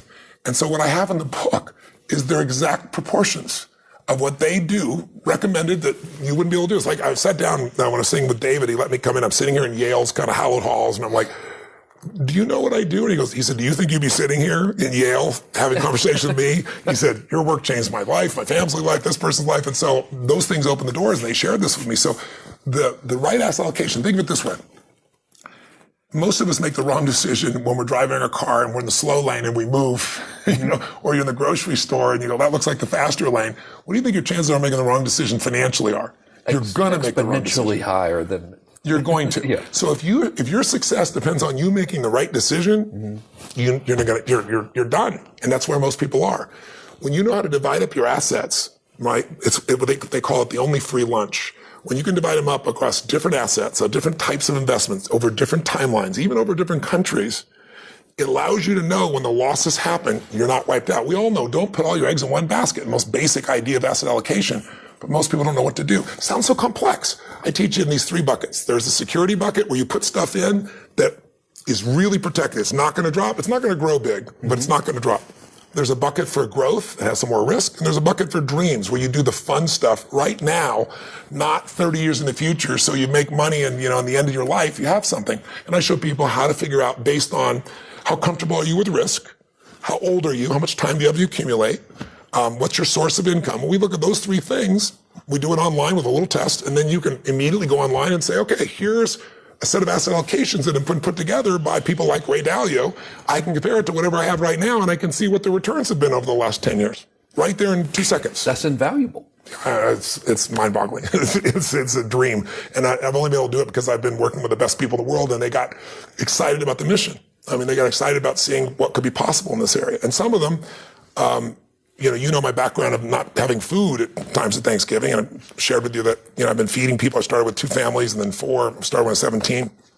Now this year will be 55 million. I've gotten these guys to join me in that task. So Ray Dalio donated 1 million meals. Mark Burnett, or Benioff, I should say, from Salesforce.com, donated 1 million meals. So along the way, these guys not only shared their insights, but they're playing a role to help people who society's forgotten, while we're also helping people through the book, which I'm really, really grateful for. So once you know what to do with the money. Yes. Asset allocation, to use grown-up terminology, right? Just buckets. A certain amount of money I'm going to put where it's secure. It's going to grow slowly. Certain amount I'm going to put where it's less secure. I got more risk, but I got more potential reward. Certain amount I'm going to enjoy today. How do I know that percentage? You pick that percentage and then you forget about it. Whatever you're going to invest, 20% goes here, 30% there, 40% goes there. You divide it up. That's all it really is. And you just set it up to happen. Automatically. So you're not having to think about it all. Correct. Or you model somebody else, right? That's even better. Yeah. Set it up automatically based on their model. Yes, of what they've already proven. There. Yes. What's the next step? Next step is you've got to create an income for life. And then when I say income for life, it's so interesting because I ask people all the time, why do you invest? What are you investing for? What would your response be? So I'll have money when I'm old. Right? Yeah. So some people say, so I'll have money when old. Some people say, so I can grow my assets. Some people say, so they tell me all kinds of things. There's only one reason to invest: income. Mm-hmm. You can have all these companies, but eventually you have to convert that to income to be able to live a great life. Mm-hmm. The final purpose of all investing is income. And most of us don't know that anymore because all of the marketing machines of the large banks, if you are taking income, it's no longer in their account. So it's bad. So it takes it away from them. So one of the things that I looked at was, I started looking around, and most people know the power of life insurance, right? Don't like it, but I want to make sure if something happens to me, my family's taken care of. But what if you live? And here's what's crazy. The number one fear amongst baby boomers is not death. Death is a far number 2, way down the list, number 2 percentage-wise. Number 1 is running out of money before they die, having a life where they don't have income. And it's going to happen, according to all the statistics, to about 75% of the population, right? It's mind-boggling. So what do I do without any income? That's why you see people now in their 70s as greeters at Walmart. It's just they got to figure out what to do because they never figured this stuff out in the beginning. So there is income insurance. Income insurance is old. It's a 2,000-year-old approach to making sure you have money. Julius Caesar was the first one who created it. And here's what it was. They created a pool of money where the soldier's going to go out. And everybody put their money in, and it was held by the government. And whoever came back, they split up that pool of money over time with annual payments. So the word annuity that we all have heard, the word annuity is annual payments. Now you get annuities that pay you every month, but that process that's out there is one of the most successful opportunities for people to create an income. In other words, there's a stage in my life where you build, like you are. Mm-hmm. You're grow, and you're going up the mountain. You're saving, you're investing, and you're building it to a giant critical mass, to a jackpot. Mm-hmm. When you get to the top of the mountain, there's going to be a stage where you're not going to want to work. You probably will. Guys like you and I will always work. You don't have to work. And therefore, you tend to work harder. I couldn't imagine not doing it. It's just like I couldn't either. Yeah. Steve Wynn's a dear friend of mine. He's 72 years old. He works harder now than any time I've known him. Just crazy. T. Boone Pickens is a friend of mine. He's 86. when he was 68, he retired. He's a billionaire. He's made more money after coming out of retirement in the last 15 years than he did in the first 68 years, and he's having the time of his life, right? But you want to know you don't have to work. So when you get to that peak where you have enough money, now you want to be able to ski down the mountain, enjoy your time with your family, do whatever you want to do, give your time, your energy, your capital, do whatever you want to do. That phase you need income for. And most people aren't planning for income. So you could be in a position where you built your assets up, your stock investments, your bonds, your real estate, and how fast can that drop by 50%, by 30%? We've seen it in every market. About a nanosecond or Ray Dalio, a day? Yeah, Ray Dalio says point blank, he said, whatever you invest in, most people invest in something they feel is their favorite. They think they know something about it. So he said, you're a real estate guy, you put all your money in real estate. And then you put all your money in stocks, or you put it into commodities, or whatever. He said, whatever investment you invest in, he said, mark my words, in your lifetime, there will be a day that category will go down 50 to 70%. He said, so the only way you protect against that is asset allocation, spreading out against many different baskets, not one. And the other way is you take an insurance policy that says, I'm guaranteed a certain income for life. So what you do is you take a percentage of your earning and you put it in an environment where it grows. And the only problem with that is, I heard annuities, and I was like, annuity to me was the most negative word. It was like, I know you think about some sleazy insurance sales. Yeah, exactly right. So you associate to it. Yeah. But here's what an annuity is. Bernanke, as the head of the Fed, his top two investments were both annuities. Because I used to read these ads that say, they still market them. It says, what does it say? It says, I hate annuities and you should too. Yeah. And of course you go to it and it's a guy that's selling you stocks, right? And he says, annuities, they have all these fees, and he's right. There's tons of horrible annuities, just like there's tons of negative mutual funds. There's tons of people who got fees everywhere. They take it every year. And the annuity side, there's a commission paid to a guy, he gets paid once. So I want to be really clear. Annuities aren't a great product, like mutual funds aren't a great product. The right annuity, the right investment is the right one. And that means you've got to be able to strip out all the crazy fees. You got to know what you're getting. And for most people, that's complex. I'll give you a perfect example. A variable annuity, very popular annuity, is filled with fees. It's fees on top of fees. It's fees to be inside of the annuity, and then there's fees for a mutual fund on top of it. It's a disaster. But there are types of annuities, like done properly, like these hybrid annuities, they call them, where it's tied to an index, meaning a stock market index. So here's how it works. You get the upside without the downside. If the stock market goes up, you get a percentage of that growth. If it goes down, you lose nothing. So like you think about my friend who's been out of the stock market for 6 years and he's got nothing to show for it. I said to him, this would have been one of many different vehicles you could have easily done. And what's beautiful about these types of annuities, when it's the right company, you want a company that's got the right rating. You want a company, these insurance companies, the good ones have been around 100 years, 200 years. They've been around since recessions, depressions, the 2008, and nothing's hit them. They're that strong. They've been around. That's all they do. And I said, so with these types of them, there's some that are available. Most of them are available only for people in their 50s and above. So it's thought of as, something for grandpa. I sat down when I started seeing how these work. There's one annuity I saw, and I'm getting old enough that I'm within the range of doing these things now. It just scares me. But one of them gives a guaranteed return of 7% a year. And where are you going to find that? And my immediate reaction is that's impossible. I know. It's a company that's, A-rated. It's been around forever.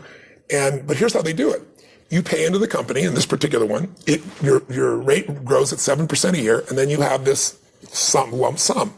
You don't take out the lump sum. That's how you get the 7% per year. What you do is you take out 5% of it a year. And so they show you what that means to you in income.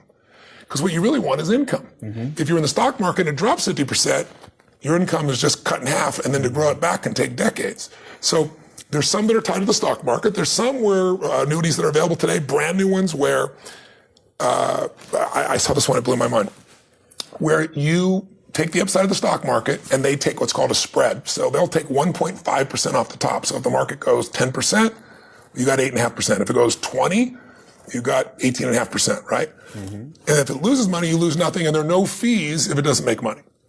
That's a much more attractive proposition. It's mind-boggling. And then they have a second piece which says, if you leave your money with us and you don't take it out, if you leave it with us, then you can convert that to income in the future. And we can show you how much that would be worth in the future at different stages. So you're able to have something to plan with. So I'm talking about a subject that's really complex. I'm realizing I'm trying to explain this in a few minutes. And I haven't tried to do it verbally. I do it in the book really step by step. But take it this way. If you knew today that you could put a certain amount of money aside, and instead of wondering how the stock market was going to go, you knew that meant for you $5,000 a month, $10,000 a month, $20,000 a month, whatever it is, for as long as you live, and that even if all the money you put in, you'd outstripped, you'd still be receiving the money. That's what you get in these types of income insurance plans. And the way they do it is, some people live very long. Today, people Social Security was developed, 1920s, 1930s, right, under Roosevelt. 65 years old is when you're supposed to get it. Well, the average life span was 62 then. Yeah. So it was for the outliers that were being taken care of. And it was to make sure in your older years, 3 or 4 or 5 years of retirement, you'd have some money to be able to live your life, be with your family. Well, today, people living, 85 years. So at 65, they've got 20 years of retirement and they have no plan. And that's the average person, right? If you're married, one of the 2 people in your marriage, there's an 80% chance they'll live to 92 years old. So we're living longer and longer, and technology is just being started to really be brought to it. And yet we work for 30 or 40 years, and then we're supposed to have enough money for 30 years or 20 years. Most people don't have it. So these types of programs, and I explain them here step by step, these programs can give you the income for life so you don't have to ever run out of money. When I was with a gentleman by the name of Jack Bogle who started Vanguard, and Vanguard is, the largest mutual fund in the world, but it's an index fund. So they charge very, very small fees, 20 basis points. That means 0.20 when you use basis points, by the way. There's a lot of jargon in this industry. I said to him, I know you believe in investing in the market. I said, but there's a dirty little secret. And the little secret is called sequence of returns. That if you work and you build your whole life up to get this nest egg, and now it's large enough that you can invest in a secure environment and have income coming back to you. It's like your money machine. You don't have to work. But then the market takes a hit. Then it can make a huge difference in where your income is. I said, versus if you have a contract with an insurance company that guarantees you that income, and the company's been around 100 and whatever years, or you diversify amongst multiple insurance companies. I said, those have been proven over hundreds of years to be successful. He said, that's true. I said, the whole dirty secret is, if I'm investing well in the first 3 or 4 years of my retirement, the stock market's up, I might have millions of dollars over the course of my life. If in those first few years it's a 2000 or a 2008 and the market drops 50%, I can show you statistically, you never get back to where you need to be based on your age. So having a balance of assets and having some of these, insurance policies where I know what my income's going to be is the 5th step. It's really making sure that you put the balance in. In a different stage of life, you're going to be focusing on this more. I actually went to Guggenheim, one of the largest financial organizations in the world. I said, I'm wealthy enough at this stage of my life, I'm fortunate enough, and I'm old enough that I can go get these policies. I said, why wouldn't you do this for somebody that's 25 or 35 or 40? Where instead of wondering where the market's going to be and hoping I win, every dollar I put in, the day I put it in, I know what that's worth for me for the rest of my life. I said, why don't you do that? And they said, well, Tony, it's, the part of the problem is we do this based on risk. We know how many people out of a percentage of people when you're 50 plus are going to live longer and how many are not. And that lets us figure out the math. The people who die, that money is available for everybody else and for us to make a profit. That's hard to do when somebody's 25 or 35. I said, I know it's hard to do. So maybe you would give less of a return. Or maybe you tie it to an index where you only pay as the stock market goes up, but they don't lose money when it goes down. I'm sure there's a way around it. So what other challenges? He goes, well, when you buy a mutual fund, you pay 3% every year. When you buy, an annuity contract, we pay, the insurance company pays. You don't pay anything. And we pay 7%, for example. And we do that up front. So we got to make sure that if we're going to make this kind of investment, that someone's going to stay with it over a period of time. And, just that's hard too. I said, what if you eliminated the salesperson? I mean, years ago, you had to buy life insurance from a life insurance salesman. Today, you can go online and buy term insurance. You say, I want this much. It costs this much. It's a commodity. It's cheap. It's cheaper than it's ever been. Why wouldn't you do that? It's like, wow, I never thought about that. We'd have to have people know about it. I said, I'll educate them on my book. I'm sure other people will. People on the internet, when they start seeing something that this is available. So we went through about 9 months of discussions back and forth. And now there are several firms that are building these for someone who can go when you're in your 20s or 30s. And you can say, instead of my 401k where I'm just taking the money and putting in some money market or some mutual fund, hoping where it's going to be, I can put it into this environment. As the stock market goes up, I go up. If it goes down, I don't lose anything. And I can know based on history, on average, what that's worth to me in income in the future at various stages. And at some point, you can turn it on and lock in that number. You can say, I want that number forever. And once you do it, that becomes your number for as long as you live. So the 5th key is really setting yourself up so you have enough income to have the life you want without ever having to think about it as long as you live, not have to wonder about stock markets going up and down, or bonds going up and down, or real estate going up and down, or commodities, or anything else. It sounds like just a matter of making the correct decision one time on what type of annuity product to invest in and being educated in it, and then there's really no additional work for you other than to make sure you fund it. And I do that. I give you 2 chapters and walk you through what to look for, what to look out for, and then I refer you to people that can actually look at it for you and analyze it for you, and go to anybody else and you know what questions to ask them. Because if you do it right, it's extraordinary. There are some products for somebody, for example, I'm now 54 years old. I can go out and make an investment in an annuity right now, and I can make an investment in one that's going to be available for me later in life. Like, for example, I got plenty of money to last me 20, 30 years. Let's say I'm trying to figure that out. What about later in life? I can put $100,000 aside right now that becomes available to me, for example, when I'm 80, which sounds like a long way from now, but it's worth for me, to give you the idea, $75,000 per year for as long as I live. Seriously? Seriously. And I first found out about this actually in the New York Times. I didn't even know it existed. I started digging under it and started going to these agencies. So for $100,000 one-time investment, for the future, $75,000 a year, if I live 10 years longer, 12 years longer, the return investment is amazing. But most people don't think in that distance. And the problem, of course, is most people are trying to do their financial planning, trying to figure out how much money they need, but you don't know how long you're going to live. So it's like, how long will it last? You either don't spend very much and you live poorly and you live a long time, or you spend too much and you have no money. With income insurance, I can say, okay, I'm going to plan for 15 years of my life from 65 to 80. And then from 80 on, I have this income for as long as I live. For as long as I live, I don't have to worry about it. That's what it is. So there's some really amazing tools that are available. But you just, people need to be guided to it and become aware of it. That's part of what this book's about. Seriously? $75,000 a year forever. If you live to be, you probably will live to be like 150 years old or something. With all of the potions that Sage gives you every day, and unbelievable amounts of vitamins and things. I feel healthier just being by you. I'll tell you what, though, really, truthfully, life expectancy is going to expand massively, because you have a situation where the same way we've took music and movies and digitized it, so now it's everywhere, they're digitizing the experience of human cell tissue. I mean, it's mind-boggling. Ray Kurzweil is one of my friends. I write about him in the book. I mean, right now, if you were burned in the old days, 5 years ago, and if you go to most hospitals still, if you get your whole body burned, they put cadaver skin on you. You look horrible. You're for life. You got scars. Now they have this spray gun.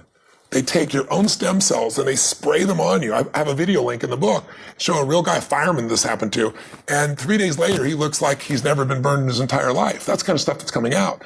There's a guy named Dr. Atala who's been taking when people have kidney cancer and things like that, and he literally takes your stem cells and he prints outside the body with a 3D printer. He prints an actual kidney that is the same stem cells as your own, puts it in that you have a brand new kidney. It doesn't get rejected because it's based on your own stem cells. So there are things that are coming that are going to make us live longer. That's the biggest thing. You want to make sure that money isn't an issue for you to have the quality of life that you want. And if you just do some small things, you can really be financially secure. And if you really apply what we're talking about, you can truly be wealthy over time without ever making a ton of money. There's a gentleman who's worked for UPS. His name's Theodore Johnson. It's mind-boggling. Never made more than $14,000 in his entire life. That's the most he made per annum. And at 70 years old, he had $70 million. And all he did was compound his money in the market. That's it. He gave away $35 million, by the way, while he was still alive. $70 million. $70 million. That's the power of compounding. That's the power of taking a little bit, putting it aside, not putting yourself where fees are eating you up. Not do stupid things. Know what your goals are, the right asset allocation, right? And guess what? It's not hard to have a nice income for life off of $70 million. You can do okay with that. As we've gone through these first 5, I'm still looking for something. I'm looking for a catch. I'm like, well, surely something has to be very difficult. So far, there hasn't been one. Yeah, the catch is that most people are ignorant. Clearly. No, they don't need to be disciplined because you automate the first portion of it. So it's like what it really is, truly is, it's the belief system that you talked about at the beginning, that it's so complex, it's so difficult, and it's not hard to believe that when everybody around you tries to make it complex. And it's also not having role models that do it. I mean, you wouldn't go to somebody who's overweight and say, show me how to get fit. You don't go to somebody who's broke or somebody who's just selling you on something and saying, how do I turn this around? I went to the best on earth. I call them the unicorns because there's only a few people on earth that really beat the market over 10, 20, 30, 40 years. The Ray Dalios, all these guys that I've walked through here. And I've just got them to show me what to do. And then what I'm good at is taking complex things and making them simple, as you know. That's why I've reached millions of people and put in these like little 7 steps. And I even built an app for people. So you can forget and it'll remind you, okay, you got step 1 done. Now here's what step 2 is. And it literally will come up and give you those text reminders to keep you on target. What about the remaining 2 steps? Real fast. Step number 6, when you've done this, you're on the way. So now it's just like if you want to turbocharge this, invest like the 0.001%. So what I did is out of the 50 plus interviews, I think I ended up doing 56 interviews in total, Nobel Prize winners, self-made billionaires, hedge fund guys. My average interview was like 3 hours plus. I took and did 12 of the best, the top dozen, and I took a small portion of it, like 10, 12 pages of just their best insights. So you're able to read in that book, literally, you can go say, okay, what would Carl Icahn do in this situation? And I show you how you can invest with Carl Icahn. By the way, he's one of the few hedge fund guys that you can invest with no fees. He's been up a unique structure where people can do it. And his returns have outstripped Warren Buffett for the last 1, 5, and 10 years, destroyed the market. In the book, I show you his returns. Most people don't realize. Time magazine called him Master of the Universe. So he's my number 1. And then I go through Ray Dalio, and then I go through Paul Tudor Jones. And so you literally have a chance to read and say, here's how the 1%, 0.001% invest. Well, which of these things might I want to do? And then the final step is just do it and enjoy it and share it. And I walk through, most people are unsure about the future. And so I do a chapter on these things I'm talking to you about. There's a natural investment that's happening for you if you're doing nothing. And it's technology is getting stronger and stronger. It's getting cheaper and cheaper every year. You look at our lives today, you pull out your iPhone today, and it's like this baby. I remember I was with President Clinton, and it's the first time I coached him, and I said to him, I said, we could communicate electronically, like when we're on different time zones and so forth. And, I said, I got this thing called email on this AOL account. I'll never forget this. It's amazing. And I said, it's amazing. I said, he goes, I've heard about that. The President of the United States, when he was President Clinton, did not have an email account his first year in office.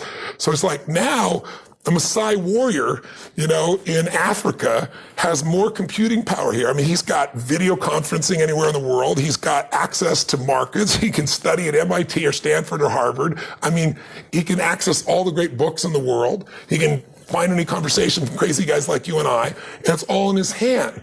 So amazing. 10 years ago, we had 500 million people on the web. We got 2 billion today. In the next 6 years, we're going to have 6 billion. So even if they're off by 1 billion, we're going to more than double the number of people that have access who are going to compete together. They're going to create ideas together. They're going to create funny-ass videos together that are going to create new products and services together. The mind power of the earth is all working to make the quality of your life better because they're all competing. So scientists, doctors, people all over the earth. So I go through and show you the 3 or 4 biggest breakthroughs that are happening so that most people do not think the future is going to be better economically. And what you're going to find is, think about it.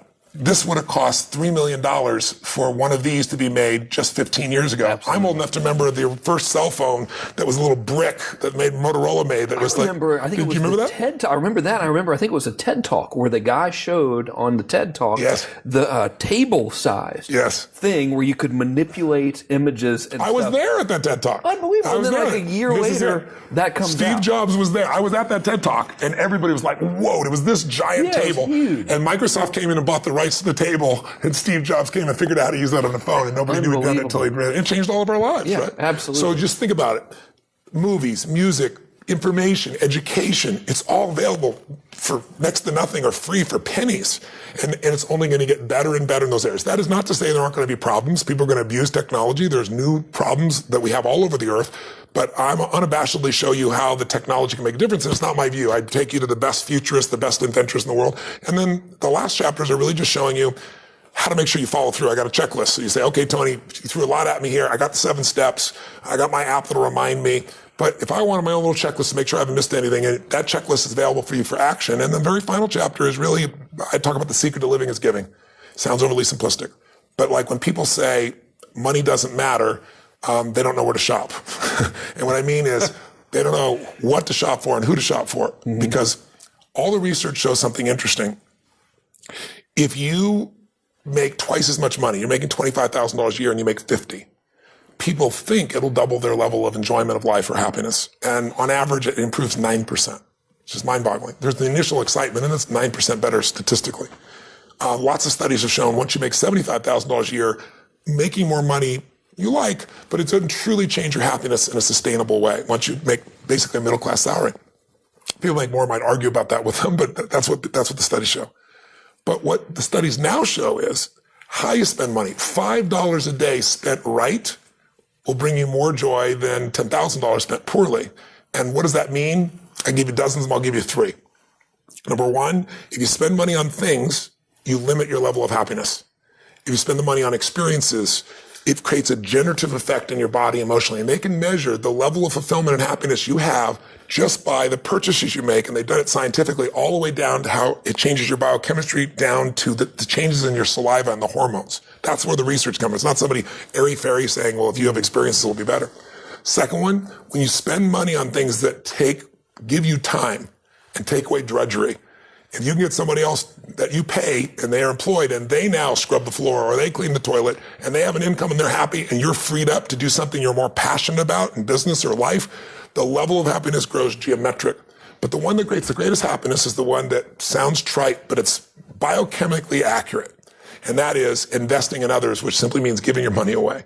Really? And it's mind-boggling. And they show you time out. They show you with little numbers, like, buying a cup of coffee for a stranger and what it does and how long the happiness does versus you buy the coffee for yourself versus you buy it for a friend. And I've got the studies in here. It's fascinating.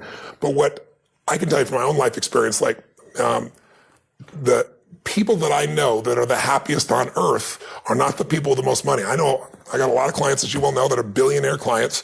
And a lot of them come to me because they want me to do something with their business. But invariably, I'll see there's something going on with them, too, that makes them unhappy. It doesn't matter how much money they have. There's people with $1 billion and they still live in scarcity. It doesn't matter how much money they have, right? By the way, I asked that question of everyone I interviewed. I said, does financial pressure ever go away? 85% said no. And the average... You can imagine how much it would increase proportionally. Well, for a few it didn't, but for most of them it did. They felt more responsibility. They had more got to manage, more they got to do. So if you think financial pressure is going to go away just by having money, they just learn to handle it differently. They have a totally different experience. But I'm juiced about people seeing how they can use the money that makes joy happen. Like, I love to do things where it's a total surprise. I remember when I had very little money, I was just getting started. I grew up in a very tough environment, and my mom always loved the ocean, and we lived in the San Gabriel Valley of LA where they had smog alerts and you couldn't go outside for a couple of days. It was horrible. And I called my mom up and I said, this was early in my career, and I said, come meet me in Huntington Beach. There's a condo I'm considering getting on the beach. I'm considering living on the beach, Mom, but I want your feedback, what you think. So she drives down to meet me. I'll never forget, I just looked around, she goes, oh my God, smell the air, it's so fresh, and this is the dream, to live on the beach, and my son's gonna live on the beach, and I show her the condo, and she's like, oh my God, this is incredible. And I said, you sure, do you really think it'll be worth it? She goes, I don't care what it costs. She said, if you can get in, you get this. And I said, you feel that strong? She said, yeah, and then I said, it's yours, and I handed the keys. What a day. And it was like, my mom's passed away a long time ago, but it was one of those days that to this day, I can remember the feeling and the experience of like, holy shit. You don't get that by buying something for yourself. Yeah. You don't get that by, earning a bunch of money. It's beautiful to have those choices. They were saving up for an RV, and we were invited to Las Vegas. We had this trip, and we came around the corner, and there's this ultra unbelievable double-sided, and I said, wow, look at that. They said, oh my God, that's the most incredible. We could never have anything like that. And I said, well, let's look inside. The door's open. He said, oh, we can't go in there. I said, well, let's just stick our head in, Took him in, right? And they said, oh, we can't. I said, come on. I sat down there. Get out of there. Get out of there. It's yours. Those are the days that, that's what mastering money's about. Yeah. You either master it or it masters you, baby. Yeah. And if you master it, you can learn, grow, and you can give. And money isn't everything, because you can have a lot of money and still be a selfish bastard. I mean, money just makes you more of what you are. If you're really selfish, you got more to be selfish with. If you're really giving, you can have more that you can give with. And so I feel privileged at this stage in my life to have found a way to do what I love, which is to light people up and bring them breakthroughs and bring them answers in their body, their emotions, their relationships, all these areas, but also in their financial area as well. And when you're able to do it in all those areas, life's pretty cool. If you just do it in the money area, it's not enough. I mean, richest man in the graveyard is not going to do any good. And so this book is really about how to have that real wealth. And I just finished to tell you that I end the book sharing a story that I'll share with you, because you know me well enough to know what this is like. And I know you can relate in some ways. Because I know your background in your hot suit, going out there with your credit card machines down in, was it Macon, Georgia? Macon, Georgia. Macon, Georgia, baby. It's still hot down there. It is still hot down there, and you're not. I think I'm still unwelcome to go try to sell credit card machines down there. They'd still rather me not show up. That's a good thing. Yeah. But we have a similar background. We started with nothing, and I can remember I know the day I became wealthy, because I was thinking towards the end of the book, what was the day that I became a wealthy man? And I was broke. I was living in Venice, not Venice, Italy, Venice, LA, in this 400 square foot bachelor apartment. I was feeling sorry for myself. I was mad at the world. I was mad at a friend of mine that I loaned, $1,000 to, and he didn't pay me back, and he wouldn't return my phone calls because I was broke. I mean, I was down to, I don't know, 23, 24 bucks, something like that, some change. No prospects. I'm like, how am I going to eat? How am I going to survive? I'm going to pay my rent. I was already behind my rent by 30 days. And when I was 17, my mom kicked my dad out. He went back east and kicked me out. And I survived by scratching up enough money each day and then going to the smorgasbord and like loading up for the winter, just eating all I could to make it last a day or two. And I thought, okay, that's what I'm going to do. And I walked, 'cause I didn't want to take my car and the gas or pay for parking. Didn't have that kind of money. And I walked 3 or 4 miles from Venice to this place in Marina del Rey. It's still there. And it's called El Chorrito. It's this little Mexican restaurant that's on the water where all the amazing yachts are. And I thought, I'm going to go there and I'm going to absorb this abundance environment because I'm so scarce. And I'm going to eat all I can possibly eat, for $5.95 of this tacos and salad. Incredibly healthy, energizing. Of course, totally energizing. Like something I can go have a good sleep afterwards and forget all this, right? And I went in, I loaded up for winter, and I ate all the stuff. And I'm looking out there, and it was a beautiful day, and it was gorgeous. And so I got up to go pay, and as I got to go pay, in the front door walks this little boy, probably 8 years old, and 7, 8 years old. And he was dressed in a suit, and he's just like, kind of demure like you right now. If anything, I am certainly demure, as you well know. That's I well know. But sincerely, he was just really, I don't know, there was something about this kid. He had this air about him, and he opened the door for his mother, and he pulled the chair out for her. And I don't know, something about it just struck me emotionally very deeply. And I was just touched, thinking, this little boy has got so much heart and class. And so I walked up to him. I paid my bill and walked up to him, and I said hi, and I introduced myself, and I was nobody. Who the hell's Tony Robbins? No Tony Robbins. And he says, who is this gigantic? Yeah, that's what he's really thinking is my there. And I said, I just want to tell you, I watched you for the last few minutes. I said, I watched you open the door for you later. I saw you pull out the chair. I saw the way you looking in her eyes and giving her full attention. I said, you are a class act. And he looked at me and I said, and taking her lunch, that's awesome. He goes, well, she's my mom. And I said, that's even more cool. And he said, well, I'm not taking a lunch because I don't have a job yet. I'm 8, and I said, and I looked at him, I said, yes, you are. And I didn't have any plan. I just reached in my pocket, took all the money I had in the world. It was like $19 and some change, whatever was left after that. And I just sat down in front of him in front of the table. And he looked up at me, his eyes got big as garbage can covers. He goes, what's that? And he smiled. I said, that's yours. He goes, I can't take that. And I said, yes, you can. He said, how come? I said, because I'm bigger than you are. And then I didn't say another word. Every time. I didn't say another word. I just turned. I didn't even look at his mom. I wasn't doing it for attention. And I walked out that door.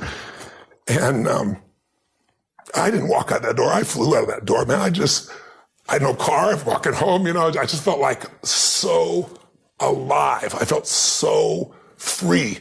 And I should have been scared shitless. I got no money. I don't know where I'm going to feed myself. You gave away last minute. There wasn't an ounce of fear in me. It was like in that moment, scarcity died. It just died. It was out of my life. And I went home that night, and I have no clue what I was going to do. But I was like excited and inspired, and I started writing out this plan. And I thought, well, people fast all the time. I can fast for 4 or 5 days. It's probably good for me. I can eat after that meal. And I got this little plan in my head, and I'm going to work it out. And I woke up the next morning, and I had no fear in me. And I'm going to go work my plan. And the old snail mail arrived, and there I get this old envelope in the old days. Right, tear the thing open, and it's a check from the guy who wouldn't even return my phone call for more than $1,000. He threw some interest in, and $1,200 in those days would cover my butt for 2 weeks to a month, right? It was like, and I started to cry, and I'll never forget. I was thinking to myself, what does this mean? And I decided that meant that I was being rewarded for doing what's right. by not operating out of scarcity and fear, it was spontaneous, it was authentic, it felt right, and I did what felt right, and I was rewarded, and I believed in my mind, I still believe to this day, it may not be true, but that was grace. And so from that day forward, it was just like, just do more, give more, share more, create more, and what you need will be there. It's like air. You don't stop to think about when you take a breath whether it'll be there or not. It's always going to be there. Yeah. You just got to do your part. So I'm emotional about it because even though it's been decades and decades since that day. Well, look what the guiding principle has created. And that's why I say I look at my life today and the millions of people I've had a chance to serve and be a part of and who my friends are and the life I get to live my life with today. It's just the rewards, the karma, if you would, corny as it may sound. And so, for me today, just recently, I was thinking about it. It's probably why I'm so emotional.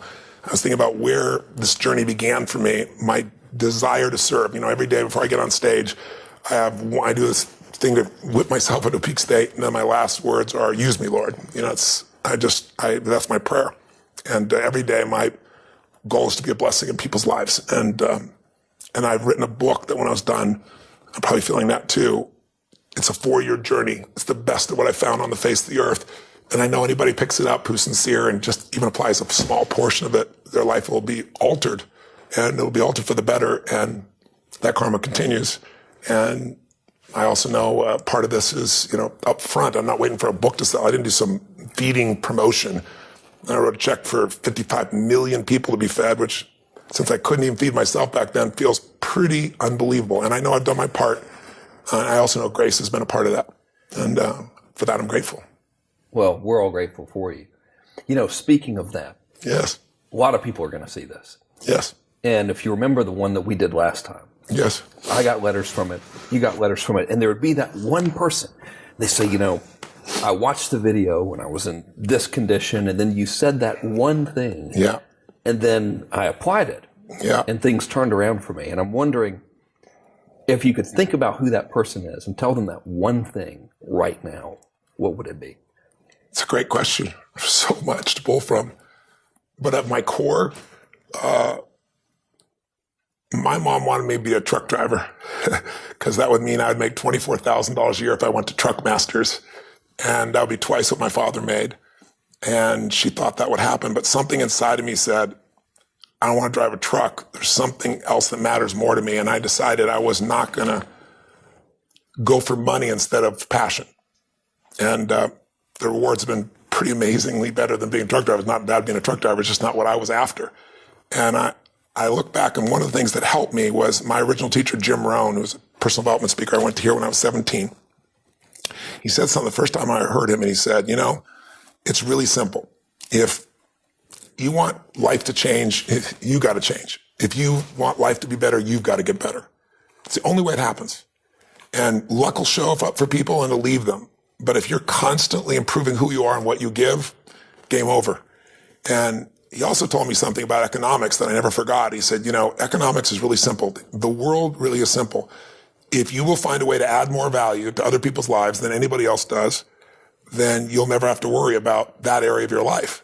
And if you look at it, most of us don't realize you can add a lot of value and be a school teacher and add enormous value. And unfortunately, in our society, you won't get paid well. But as I show in the book, if you add value to more people, instead of 30 children, there's a school teacher in there that makes $2 million a year. And he does it with the web, and he does it by coaching. He's from Japan, and it's quite extraordinary. So if you do want to earn more, adding value, there's a way. You can also add value and make no money. You can also add value and give it away, and you still earn more. It's like the joy that we get from that giving that we talked about. Of all things we talked about, the things that brought me to tears is thinking about how far it's come and all that's come in the life from that day when I did what's right.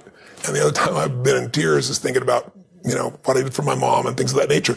Those ultimate rewards come from giving. So if you work at McDonald's, there's nothing wrong with it. But the reason you make $7.25 an hour is lots of people can do that. Mm-hmm.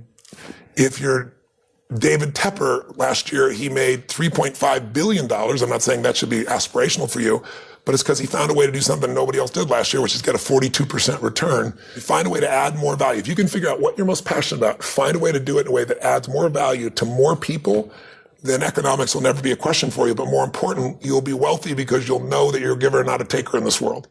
And I think putting ourselves in that position is maybe the greatest gift we can give ourselves and everybody else.